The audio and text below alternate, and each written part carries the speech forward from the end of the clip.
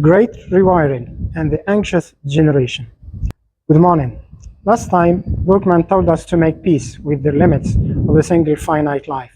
Today, we ask a related but different question. What happens when the very foundations of resilience, confidence, and social skill this entire series has traced are disrupted before a person even has the chance to build them?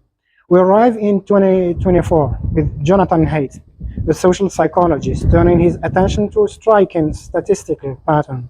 Beginning around 2012, rates of anxiety, depression, and self-harm among adolescents began rising sharply across many countries at once, a shift too sudden and too widespread to be explained by any single national event.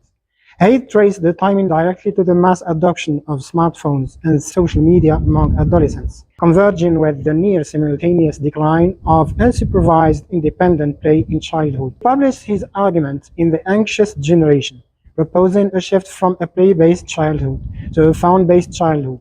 Haidt's central claim was that childhood and adolescence require substantial amounts of unsupervised, physically embodied, often somewhat risky social play in order to properly develop core capacities: distress, tolerance, conflict resolution, risk assessment, and secure independent identity. Identified several specific mechanisms of harm: social comparison and status anxiety amplified by curated content, sleep deprivation from late-night device use, fragmented attention, undermining the sustained focus Mihaly's flow and Newport's deep work both depend on, and social withdrawal as screen-based interaction displaced the face-to-face practice Carnegie and Goldman identified as essential to social competence. Theologically, Haidt's argument connects directly to Newport's concerns about attention capture technology, but applies them specifically to a developmental period when psychological and social foundations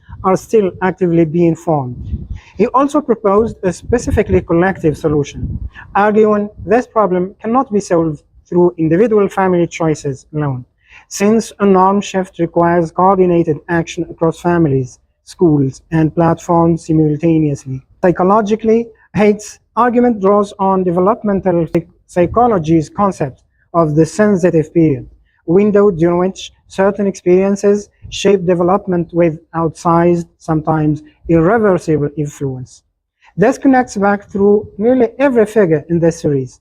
Bandura's self-efficacy depends on real mastery experiences, increasingly displaced by passive scrolling. Goldman's emotional regulation depends on practicing distress tolerance in real conflicts. And Dweck's resilience depends on experiencing and recovering from real setbacks. But Haidt's argument has drawn substantial scientific and methodological pushback.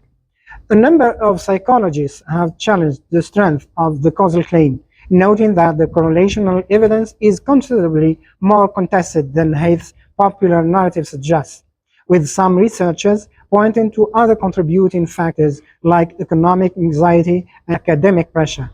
Critics have also raised a familiar concern, framing this primarily as a technology problem, risks obscuring other explanations, and Haidt's proposed solutions may be easier to implement for financially stable households than for families navigating instability. So why does a 2024 book matter right now? Because it has directly shaped ongoing policy debates about smartphone restrictions in schools and age verification for social media platforms, moving concerns raised by Newport and Perizza out of individual choice and into active legislative debate. It also closes a loop running through this whole chronological journey. Carnegie taught us that adults, to build connection, they have to be intentionally. In 1936, Haidt asks what happens when an entire generation loses the structured practice this connection has always depended on before they ever reach adulthood. So we add this most recent, most urgent layer to everything traced across this series. Haidt's contribution asks the question underneath all of them: what happens to a generation given less and less opportunity to practice any of this at all, during the very years when these capacities are meant to first take foot? Perhaps this is the honest place to pause on our chronological journey for now.